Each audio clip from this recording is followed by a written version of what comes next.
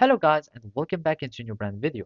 In today's tutorial, I'm going to show you how to add the PayPal payment gateway in WordPress. So make sure to watch the video to the end and follow these simple steps.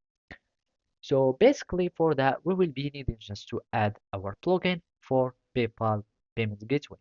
So basically, first thing first, we will need just to go to the plugins, and from here, I'm just going to click on add new plugin. And from here, we will be able to start adding and searching for our PayPal payments gateway.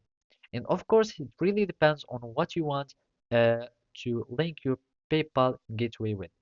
If you want to add it to WooCommerce, so you will need just to search for PayPal that is linked to WooCommerce or PayPal plugin for WooCommerce. So let's just type PayPal here and we will need just to search for our PayPal payment gateway. So now, as you can see, we will find many PayPal extensions. Is as you can see, you can find the WooCommerce PayPal payment gateway.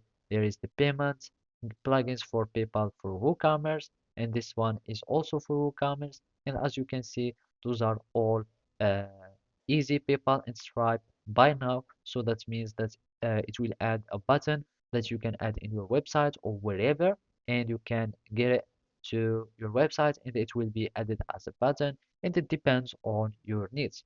So basically, you will need first just to install now, but in this video, I'm just going to stick with PayPal for WooCommerce.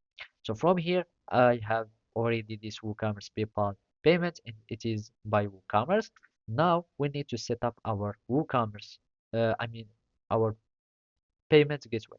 So I'm just going to WooCommerce, go to settings, and basically go to payments and search for our PayPal. And basically we have it here. You will need just to enable it. Click on finish setup, and basically we will be needing to activate PayPal, and then it will take us where we can link our account within PayPal, and basically that's it. So thank you for watching and see you next time.